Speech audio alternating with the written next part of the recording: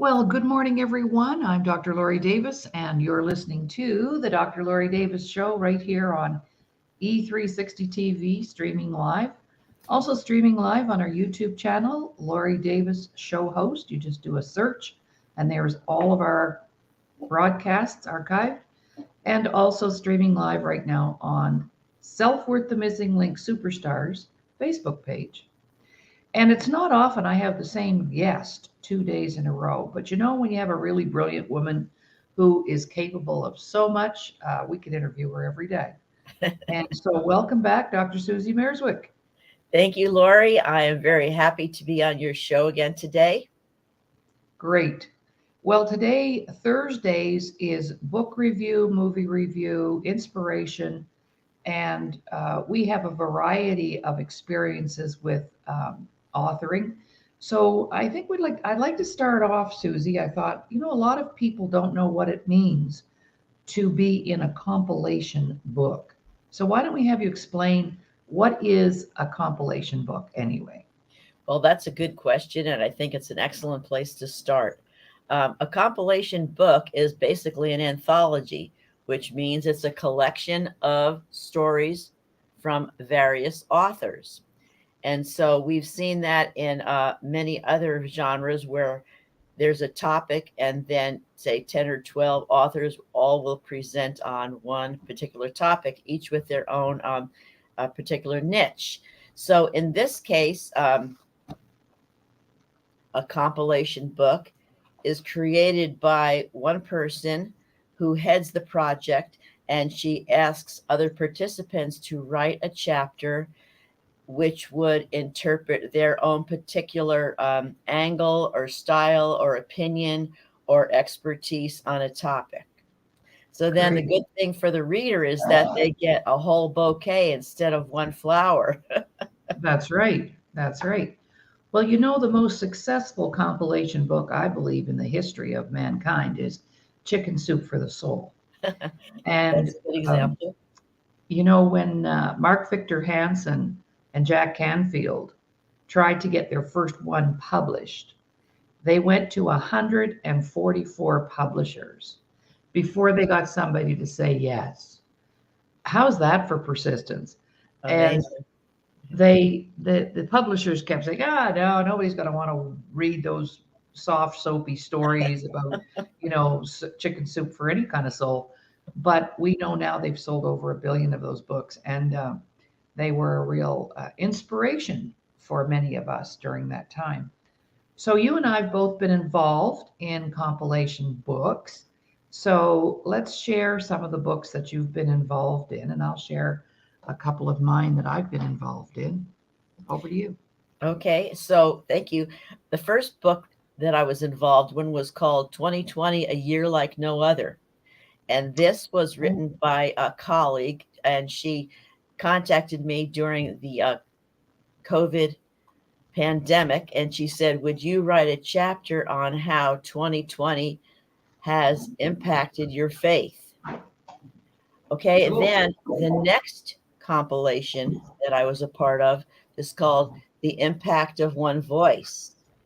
Oh, nice. This was a collection of stories written by authors that describe how their own personal voice was impacted in a particular way. So my chapter in this one covers starting out as a child with no voice and then becoming a woman with a strong voice.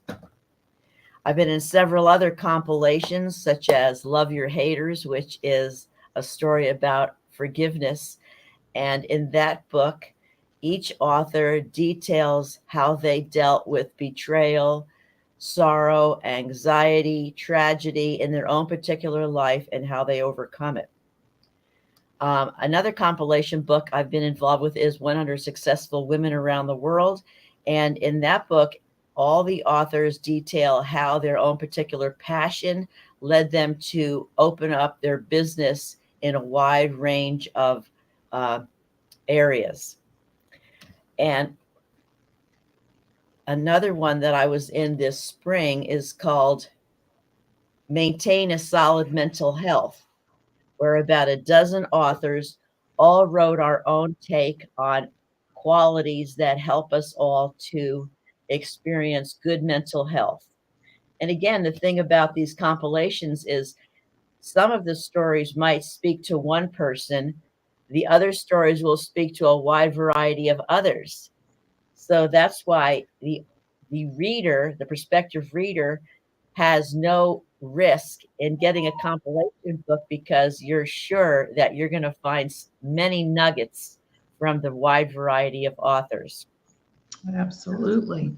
Well, we're going to talk about a very special compilation book in a little bit, but that we were both involved in.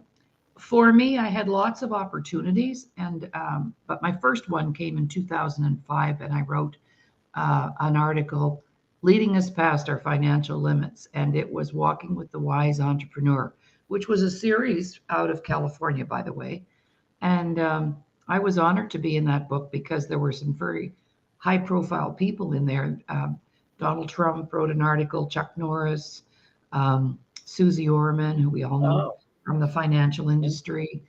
Yeah, it was really powerful to be involved in that project. So then not too many opportunities came by, but I've always dreamed about writing my own books, which we'll talk about too as we do our book reviews. But also I was invited during COVID, like yourself, I'm sorry, there's a plastic cover on this one, but to be involved in Ignite the Entrepreneur, where 35 international entrepreneurs wrote their stories of how they started their business, their journey as an entrepreneur. So that was really powerful, and it was a nice project for me to be involved in during COVID, and that came right out of Canada. Of course, my publisher is like an hour and a half away, and they do an amazing job. So, and then recently, I think you and I are both going to be in another one. We'll put a plug in for Joan Wakeland's book, The Power of Networking. And I wrote an article for that, and I believe you did too. Yes. Not published yet, but we're there. And then, of course, this past spring, we were invited to participate in Robbie Motter's second compilation book. Were you in number one, Showing Up and Asking? No, I was not in number one. Yeah. Robbie asked me at that time, and you know what? I actually thought to myself, I have nothing to say. However, well, she proved you wrong, didn't she? Yes, because since then I've been in 6 other compilation books. Exactly. And it's a great way for a writer to get started. That's the big advantage. We can be really overwhelmed with the thought of writing a book, but to write a chapter, 1,500 words, 2,000 words, is really easy to do. So that's a great start. And do you feel that doing that inspired you to write your own book? Definitely, because as I mentioned a few seconds earlier, when I wrote my chapter in 2020, A Year of Faith, it turned out to be quite an easy task because, as you say, it's 1,500 words or whatever. And then I went on quickly after that to write a chapter in Love Your Haters and the Impact of One Voice. By this time, I started to feel more confident. And then when Robbie said, why don't you write your own book? It was like, well, why not? Why not write my own book? So I actually did start writing my book during COVID, and I devoted about 2 hours every night to it. And that was quite an undertaking. But I agree with you that starting small in a compilation book is an excellent way for anyone to start. Right, right. So before we get to our joint project, our compilation book that we're most recently excited about, let's talk a little bit about your book, your first solo book, and what inspired you to do that. Well, as I say, after I got the confidence from writing in 3 other compilation books, I thought, well, I think I can write. I think I'm able to do this. And so I first took a little back step and I thought about my writing journey. My background is as an English teacher, and I've always been involved in writing and editing various things during my career. So I thought, well, let me start by looking back in my old journals that ironically I had saved from decades of early years and moving all about the country and so forth. So when I looked at, hang on a second, I turned it off, but there we go. When I looked at my journals, I realized that there was a lot of material in there that I wanted to share. So I started small. Every night I would write about 2 hours worth, and that was all I could emotionally handle, because when you're looking back at your life, you uncover what I call lots of bones. It's like digging through a graveyard.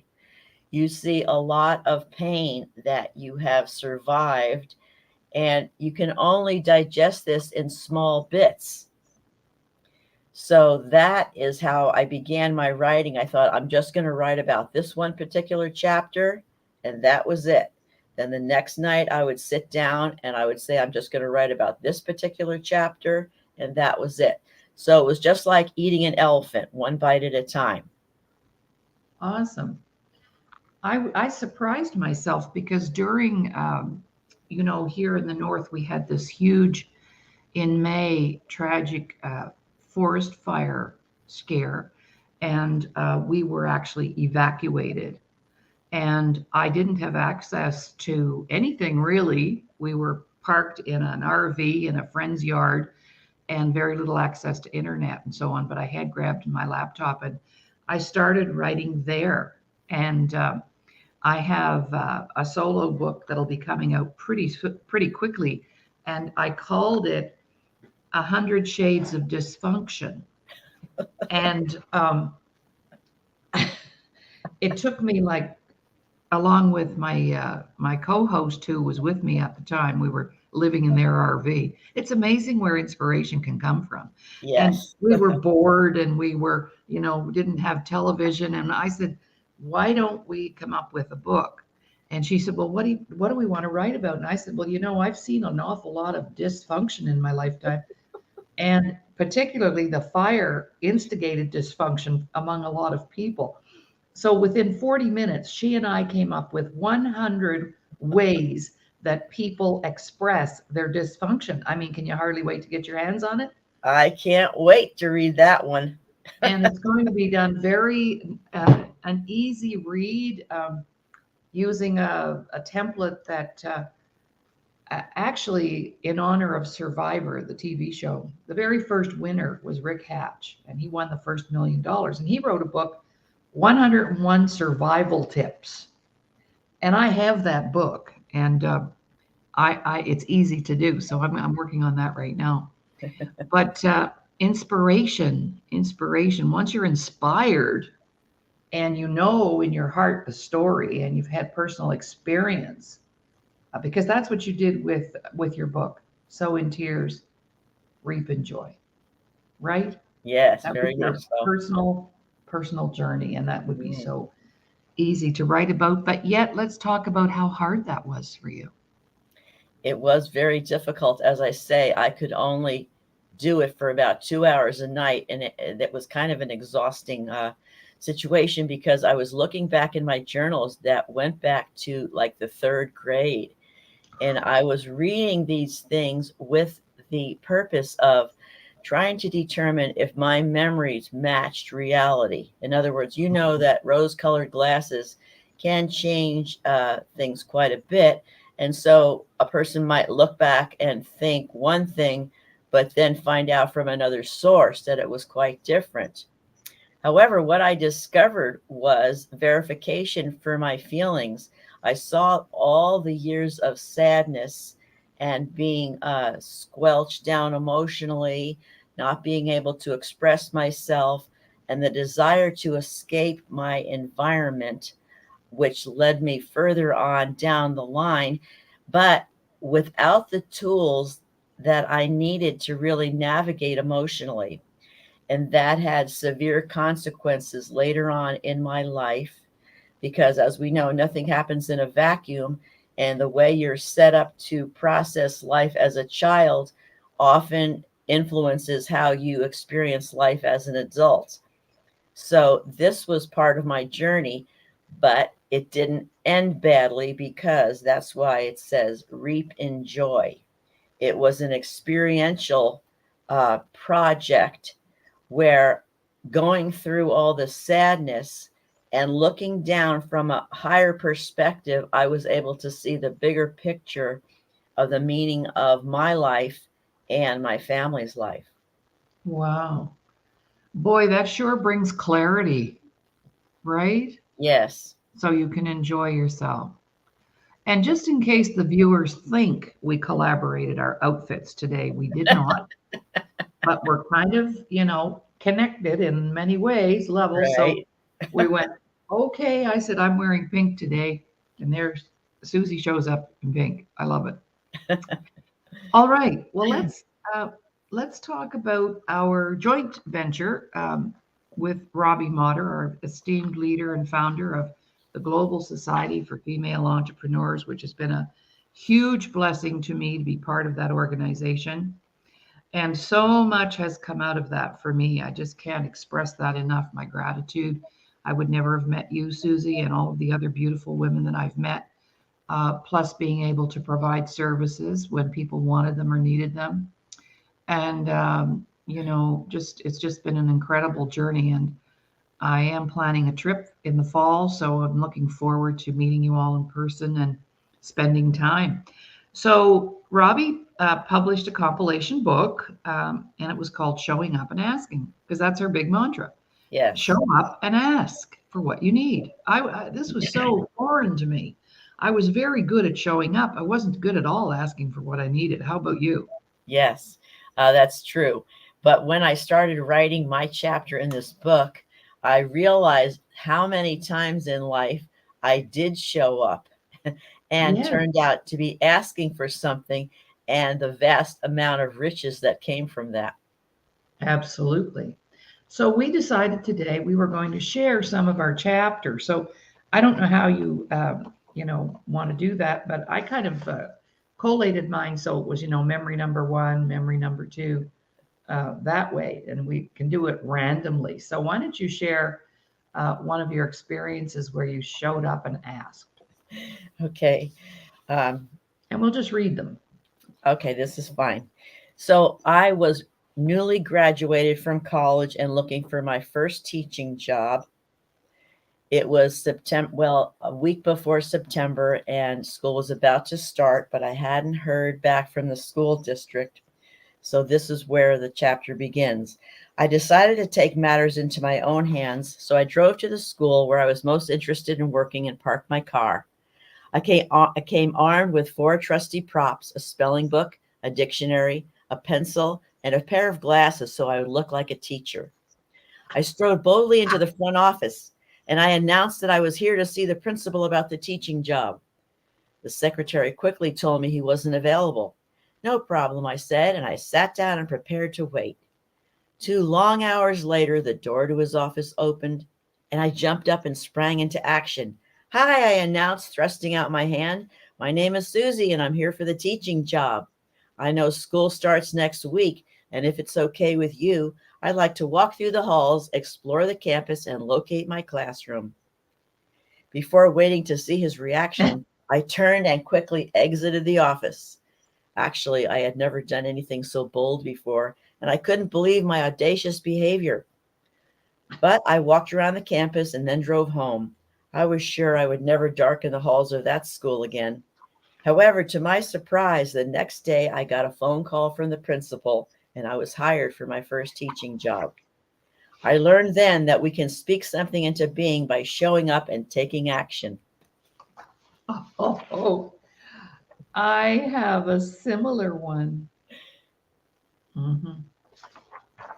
Because as our viewers may not know, we were both kindergarten teachers. Yes. Well, mine was my teacher story. I included one in mine as well. I had graduated with a scholarship to the Nova Scotia Teachers College, where I would spend 2 years taking my initial teacher training. I excelled here and my marks were higher than they had ever been. I loved everything about it. We were informed that superintendents from across the province would be coming to interview us. At that time, there was a shortage of teachers back in 1970, and we could pick pretty much whatever grade and school we wanted. There would probably be a position there. The going annual income was $2,500 per year. The employers each had a space where we could present ourselves and get all of our questions answered. What did the benefit package look like? How large is the student body? Things like that. Of course, I always have had a business on my mind, so the extra question I asked was, is the provincial rate the most I could expect to earn in my first year? And I kept hearing, yes, that's all we can do. However, a turn in the road was about to happen. I asked this of the superintendent of the largest school board in the province, and he smiled at me and said, "You are the only person I have spoken with today who has asked that question." In fact, we do have a couple of communities that offer an extra $1,000 a year. They are marginalized communities where the risks are higher, they're outside the city limits, so travel is involved. Without any further ado, I jumped in and shared that I would have no problem going to that community. Most of my fellow colleagues were shocked and amazed that this opportunity was even available. They showed up, but they failed to ask for what they needed. In the end, I would be earning that extra $1,000, which came in handy to pay off my student loan. I remained in the community for the next 6 years. I've been asking for money since day one, it sounds like, Susie. The thing is, it reminds me of another experience that I had, Laurie.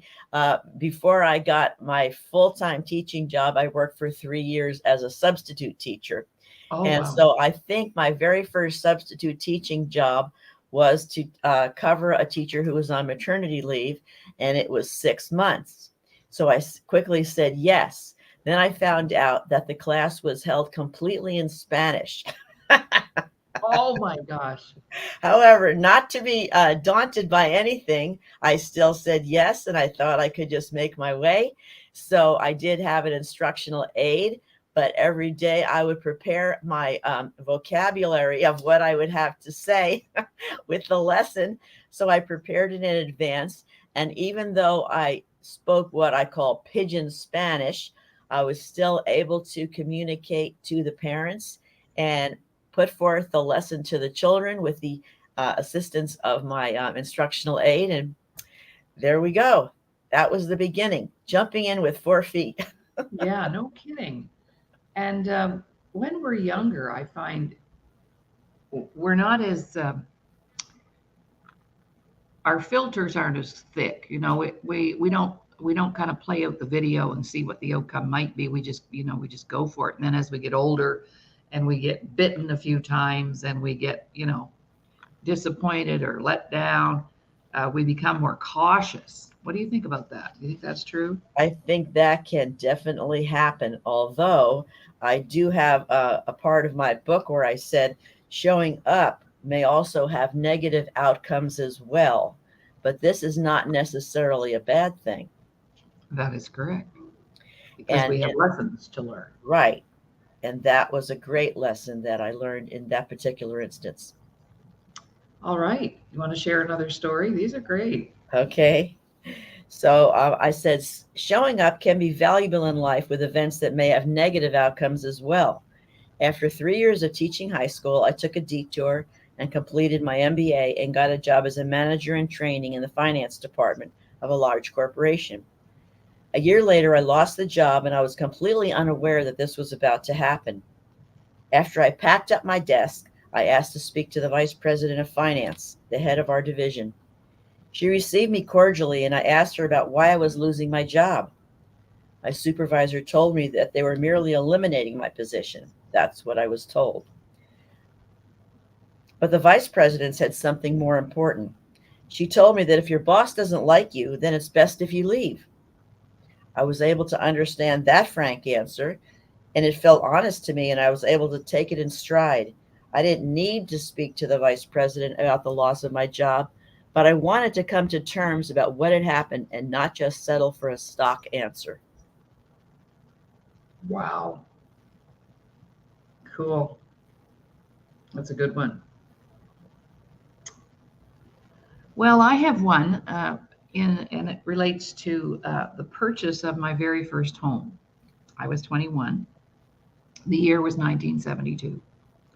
So, driving by on a rural highway, I saw it there. There it was. And it was just a short distance away from that marginalized community where I was teaching. A beautiful little shiny red bungalow with white trim under a myriad of huge trees. My first home. There was a for sale sign. I stopped and wrote down the number of the real estate agent. Upon returning home, I called to make an appointment for viewing. We were married, my first husband, Keith, and I, just a year, and I knew we wanted to start off owning our very own home. The house was listed for $21,000. Can you imagine that, Susie? Like, we pay more than that now for a vehicle. Right. My husband was skeptical because, according to him, our limit would be $18,000. That would be within our budget. And he was very good with money and numbers, and he managed all that. I negotiated with him on this and insisted we should purchase the house anyway as an investment. That made total sense to me. Of course, we would need to get a mortgage. Now, here is the kicker. In 1972, in Nova Scotia, Canada, when applying for a mortgage, they did not include the woman's earnings in the calculations. What? I was the one making the most money. This didn't make any sense to my mind. I couldn't even get my mind around that. I was furious. I made an appointment with the mortgage company and demanded for me to see the manager to discuss this whole issue. I could not believe it. I entered his office by myself to have a discussion as to why this was the case. It was no longer even about buying the house. It was the issue. It was the cause. I made it very clear that, he said, the reason they did that was that he could not rely on my income because I would probably only be working for a year or two and then have some babies would be coming and I would be at home. Duh. I made it very clear that this was not the case. And even if babies did arrive, I planned to pursue promotions and advances in my career, which by now my reader learned that is exactly what transpired. He also let me know my timing was impeccable because there were some policies under scrutiny in this very area of allowing women's salaries to be included. I explained this was discriminatory and unacceptable. I remember the look on his face when I shared that if our mortgage would not be approved and I was to lose out on my pretty little house among the trees, I would be going higher up in the company, maybe even to the press. Once I get into my car, I was shaking like a leaf under one of those towering trees, and the tears flowed. I had scared myself thinking I could march in there and face that challenge. Who was I? 1 week later to the day the phone rang, and it was the manager from the mortgage company. Laurie, I'm excited to share with you that your mortgage has been approved, and we only needed to add in half of your salary to make it all work. Thank you for coming in and helping me to see how unfair those policies were. And we need to make changes. As a company moving forward, we will now always calculate in at least 50% of the woman's income as part of our process. I know I helped to make history. 2 years later, we flipped the property for $45,000. Oh my God. We purchased a more expensive second home, and guess where we went to get our next mortgage? I have many other stories about showing up and asking, and that was just one of many during my 20s. And I think when you're in your 20s, you're just really bold. I went in there and told this guy off, and I knew nothing about finance at the time. I said, "What are you talking about?" It just blew my mind. And of course, now today, for years after that, a woman still couldn't get a mortgage without her husband's approval. But today, women can go get mortgages. Isn't that great? Yes, it's amazing. Times changed. So audacity has its place. Oh, yes. Thank you, Robbie. The power is it's about showing up, and the power is in the asking. I Yeah, went to see that guy. I never even told Keith I was going. I just decided to go because this was my issue. that's great. Yeah. Got another one? We'll share Yeah. one more each. Now, this one, it's a lot different. Okay. So in 1997, my troubled marriage of 24 years came to an end when my unfaithful husband handed me divorce papers. My life felt shattered, and I struggled to create a new life for myself and my two daughters. After a period of introspection, divorce therapy, and healing, I showed up again. I went to a New Year's Eve dance for Christian singles that a friend had invited me to. This evening was another turning point in my life where I met a man who enabled me to heal from the trauma of my former husband. I had a lot to learn emotionally, but I was moving into a new phase of my life by reading, journaling, and praying. I was able to learn how to show up emotionally with my new partner, who was a Christian, and I was learning emotional skills I had not learned during my first marriage with the emotionally abusive partner. 4 years later, I married my second husband. I was now an entirely different person because I showed up to go through several years of growing, learning, and healing. I was no longer sleepwalking through my life. I was emotionally present. Aw. And I know your partner. That's so sweet. Hey, that's But that awesome. took a lot of showing up because the showing up was with myself to go through the painful process of growing, grieving, learning, uh, changing my thinking, my feeling, and so forth, so that I didn't go in the same footsteps that I had trod before. Exactly. Exactly. Awesome. So I just ended my chapter with by asking some questions. So maybe I'll use those questions for you and I to continue our discussion. And I should mention that the book is available on Amazon.com. It's about the asking and the power of, no, it's about showing up and the power of asking, volume 2. There we have it. And there was something else. There are how many authors are there? 62 of us? There's about 60 authors. Okay, so there are 60 stories that would inspire anybody to show up and ask, I believe. Definitely. So in the early days of my career as an entrepreneur, I found it difficult some of the time to ask for the money once I made the sale. So I think that's an issue for a lot of entrepreneurs. They know how to present their product, they know how to present themselves, but that when it actually comes to asking for the money or asking for the purchase, people have a challenge. So as a result of that, I wonder how much money we have all left on the table because we were afraid to ask. Let's look at some questions. Number 1, how many times have I made excuses and not shown up or accepted an invitation? So you and I are those kind of girls, we show up. Mm-hmm. But you know how you might want to have a little party or a little tea party or an event? And, in GSFE, we have lots of events. One of the reasons, and I'll get your opinion on this, one of the reasons I think that people don't show up is they don't think they have anything to offer. Or if they didn't show up, nobody's going to miss them. What do you think about that, Susie? I think that's true. And I think that fear of showing up and not being recognized, known, I won't know anybody in the room, nobody will know if I'm not there, is a big part of why some people never do show up. However, I think that if you go with the intention of, I don't care if there's nobody in the room, I'm going to find one person to talk to. And then once you break the ice and you go, oh, I spoke to one person I never knew before, then I usually incorporate that person into the next individual I encounter. And I say, oh, do you know Mary? Mary, this is Jane. Jane, this is Mary. So then I get the ball rolling just by finding one individual who doesn't have anybody to talk to. That is a terrific idea. I love that. Never thought of that myself. That's awesome.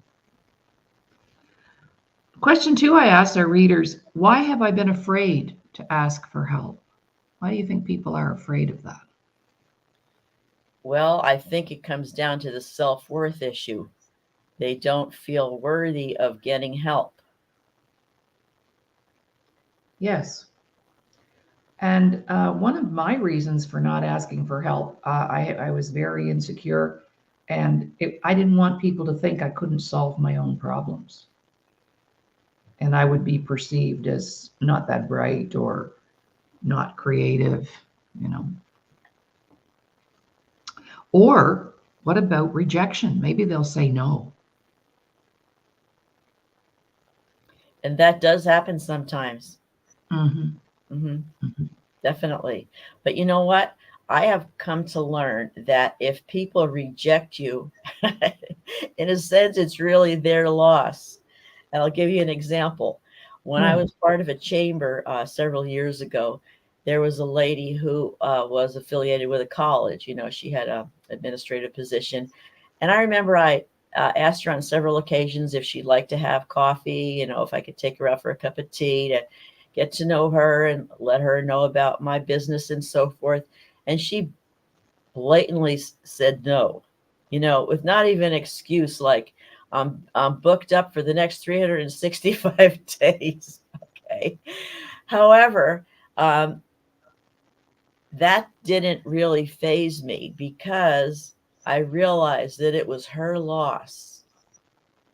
And if somebody invites me to coffee or tea or something, I'll show up just because I want to find what that person's about. Maybe I don't need their service. Maybe I don't need their business, but I can find out their story and find out something about their life that is of value. So when I go to a group and I encounter people that are a little bit shy or reticent, or, you know, I can tell that they feel somewhat afraid to talk, I basically say, well, Jane, tell me your story. And then the person is going to go in whatever direction they want to go. They can tell me about their childhood. They can tell me about their travels. They can tell me about their business. I'm not forcing them to open up in any one particular area, but I'm letting them talk freely. And I'll give you an example. In January, we had an event at GSFE, and I was sitting at a table with one of our members, and I didn't know too much about her. And I said, tell me your story. So she opened up her life story, shared very freely. And I said, are you in Robbie's book? And she says, no, I don't have anything to tell. And I said, you just told me your whole story. So she went home and she put her story on paper, and she's in the book. Awesome. So just by asking people to tell you their story, they can tell you any version, any chapter, any verse they want. That's a great question. What's your story? Mm-hmm. Beautiful. My third question to the readers was, do I understand that burdens shared lighten the burdens? And you just shared a beautiful example of that. And that's basically what you're asking people to do. You know, you share your story, you know, and it could be about, I'm married and I've got 4 kids and whatever. It could be anything. I love that. Am I willing to increase my level of participation in life by showing up for life more often? And how will I do that? I think COVID, I don't think, I know that COVID did a number on many people. We got really used to being inside, not connecting. Like for in my world, my husband's a bit of an introvert.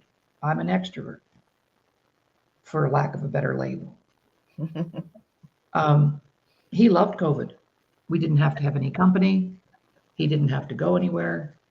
He could be on his computer playing his games. He loved it. I, on the other hand, hated it. I couldn't get out there and have fun and meet my girlfriends and things like that. Just drove me nuts because we're people, right? Right. So I was so happy to increase my level of participation in life after COVID. But we have to have a plan to do that. I had a guest up, as you know, from California a couple of weeks ago. He and I were on the road all week. I had set up appointments all week long for us to be somewhere, to meet people, to have experiences, etc. It was great. I believe we both agreed it helped us to get our skills back in line to actually know how to interact with people. And number 5, when we do not ask, we are actually stealing joy from others by not allowing others the opportunity to give to us. How many times have I done that?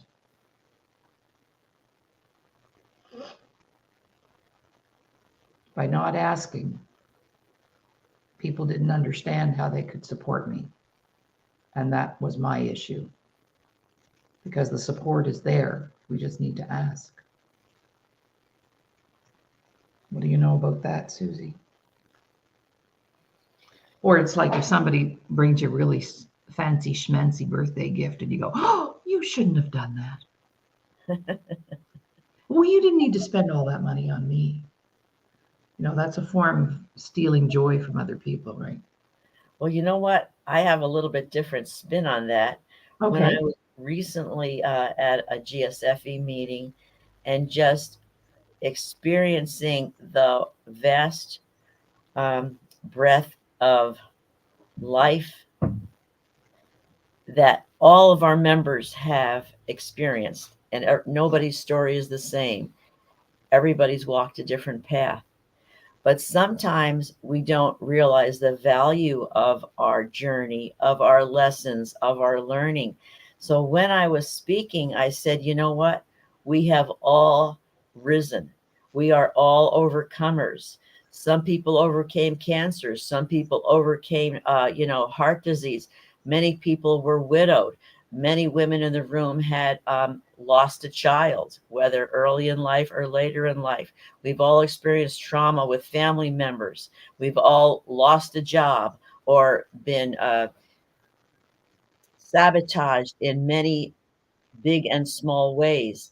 So when I was able to bring out all this unity through our suffering, in a sense, you could almost feel the energy in the room rise, because I was not saying, you know what, I've undergone all this trauma and you are just sitting back in the audience. No, I was acknowledging our universal human suffering, but not staying there. I said we've all risen above it and we've all overcome a host of things, but we're still here in the building showing up.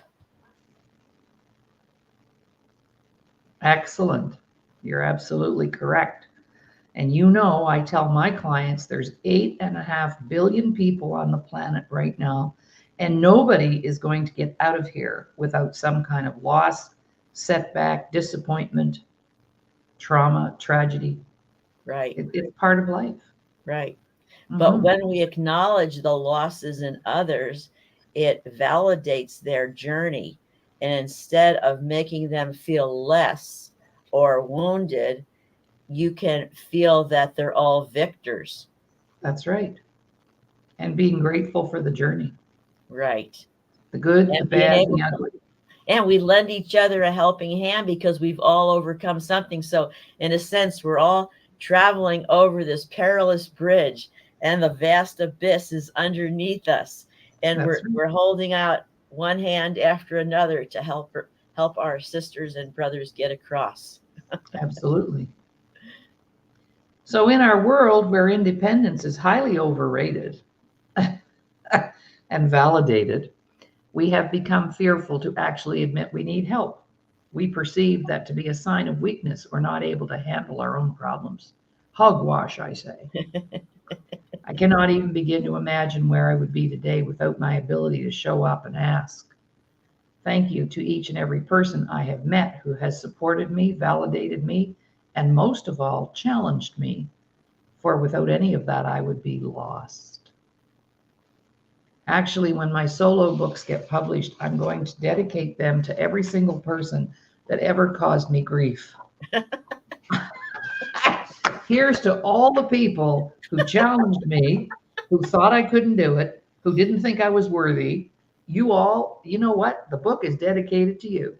That's right. Because that forced me to go down in there and come up with resources that I didn't even know I had.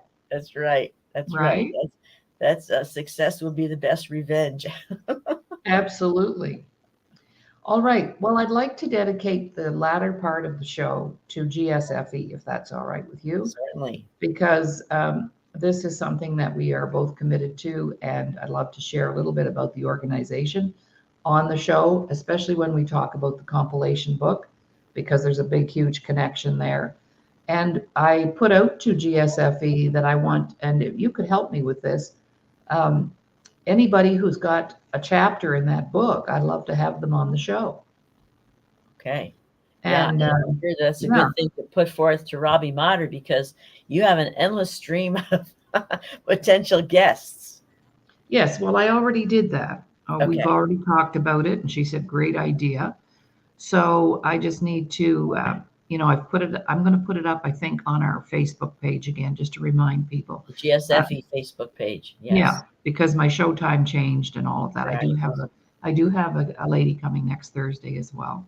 Right. And so let's talk about GSFE. What do you know about it?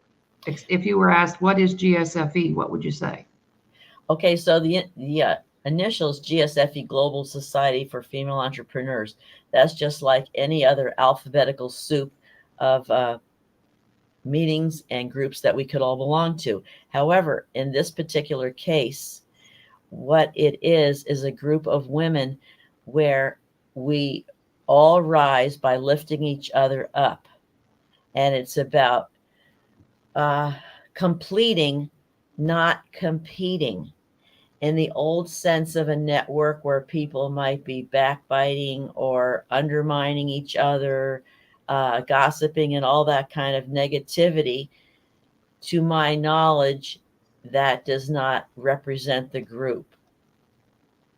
And so in this group, I have experienced all of the members lifting each other up. For instance, when one person gets an award, the other people congratulate her. If one person writes a book or is in part of a book or does a podcast or an interview, the other individuals rally around and congratulate her. So it's a very comfortable place to rest and experience your own success, because you don't feel like somebody is pulling you down or trying to have some kind of one-upmanship. Well, you did this, well then I did this. So it's like an equal playing field, because we all get to excel. And I'll give you an example. When I was speaking to the local group of GSFE, and I recognized that there were some new ladies in the group, I actually addressed that issue. And I said, I'm happy to see that we have some new members, new attendees to the group. And I understand what it feels like to be a new member of a group. I mean, I was there several years ago. You don't know anybody. It's very intimidating. Oh my God, all these people have written books, and, I can barely get dressed in the morning and get out the door. But I reached out a proverbial hand to them, and I said, you know what? We've all undergone things in life. We've raised families. We've survived families. We've dealt with sickness, death, betrayal, loss of a job, and so forth. We all have things that we have risen above. We all have things to contribute. And in this group, they help you to get to the next level. If you need to learn about how to do Zoom on the computer, you can find somebody to teach you that. If you want to learn how to write a chapter in a book, there's somebody that can teach you that. So instead of closing the doors because you're not good enough. If you put your foot in the water in a tiny way, people will help you rise. Mm-hmm. Yes. And that has happened to each of us because each network chapter has a director and a co-director who run a meeting once a month. And you and I are both involved in virtual meetings as the director here in Canada, and you're the co-director of our virtual group. And actually, I started out, as a member, and then was invited to be a co-director, and then invited to be a director, and then you stepped in as my co-director on my former virtual. I mean, it's all so supportive. Right. Yes. And nobody is jealous or feels intimidated, or they have to, like you'd said, the one-upmanship. Mm-hmm. You just do what you can. Right. And we do our best. So for me, it was a lifesaver during COVID because I had a big retreat center, and my main arm of income was my retreat business. I had always worked online. I'd always worked virtually. I had my online workshops, but even that filtered out because of economics. I always use the example, if a single mom had to pay her light bill or come to a workshop, she's going to pay her light bill. Mm-hmm. And it was very tough times for us. So without my contacts in GSFE, that helped to get me back on track. And I never really ever gave up on my business. I'd been in business a very long time, and I knew I'd be okay. But at the end of the day, it was really beautiful to have the support. Mm-hmm. And because I was all alone until then, Mm-hmm. So I thank you for that, and all of the other members of the organization who've supported me big time. And I've supported them. So, it's a two-way street, right? Right. Definitely. So if you're looking for a place to land, if you're an entrepreneur and you're female and you would love to be part of GSFE, I'm always working on building our network here in Canada for sure. Then, contact Susie's in California, and I'm in Canada. So to contact Susie about her books, GSFE. Yesterday, we interviewed Susie with regards to her wellness business, her LifeWave business. And if you missed that broadcast, you can always catch it because everything's archived. People can go in after the fact and listen to our show over and over. So this is how you reach out to Susie if you want anything that she's all about. And for me, you can contact me by phoning me or texting me, 780-566-2340. That's the quickest and easiest way to get to me. And I also have an email, the Laurie Davis Show @gmail.com. And if you have a story, and according to Susie, I love that. What's your story? May I use that, Susie? Really? Yes, definitely. Okay. So if you have a story and you'd like to share your story on the air, I'd love to host that. Not a problem. And Susie, we're more than grateful to have you on the show again today. And I'd love to see you come on more often. Help us co-host some of the topics that we want to do Certainly. in the next little while, because you're an amazing guest, an amazing co-host. Mm-hmm. So we'll be putting that out to you for sure. I'm establishing a team of co-hosts actually right now. So, in the event that I can't be there or something backs up, or just because of the great conversation that can take place. So working on a nice lineup of co-hosts, and would love to see you as one of them. Thank you. You're welcome. All right, Susie, over to you. Any words of encouragement to our potential authors out there? I'd say, start out with a chapter, and you might not think that your life was that amazing or revolutionary or touched anybody. But if you just think about, is there one story you'd like to tell if you were in front of, say a group of 3 or 4 people, and maybe it was a travel story, maybe it was a survival story of your family, or maybe it was just some crazy thing that happened during your career that led you to the next step. I say that everybody has a story. We just don't want to put it in a niche. It doesn't have to be a career story. It doesn't have to be a family story. It can be the most bizarre, off the wall thing that you survived, or it made you chuckle, it makes other people laugh when you tell it, that's a good place to begin. Excellent. All right. Thank you. You've been watching the Laurie Davis Show, Dr. Laurie Davis Show, here on E360 TV. If you've missed shows, you can go into E360 TV and just search the Dr. Laurie Davis Show, and there's all of our shows. I don't know how many episodes we have in there right now, probably about 170.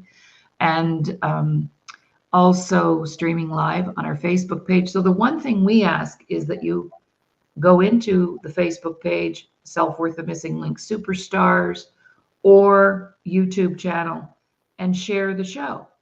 Because as I say at the end of every show, there might be something that was said today that could inspire somebody's life in a very big way. And we don't undervalue that at all. We know it only takes one little thing to turn people around or to help them to see where they need to go next. So thank you very much, everybody. I love our viewers. Tomorrow is a pre-recorded show, same time, 10 a.m. Pacific time. They randomly pick a show and re-record it for you. And then we're back on the air on Monday with our VIP show, Voices of Indigenous People. So Monday, Tuesday, Wednesday, Thursday, we do live shows. All right. Unless I'm taking a holiday, which I am, on August 7th, I'm going on a vacation for a week. But other than that, we're usually here. So Susie, have a great weekend, and we'll talk to you very soon. Thank you very much. Bye-bye. Bye-bye.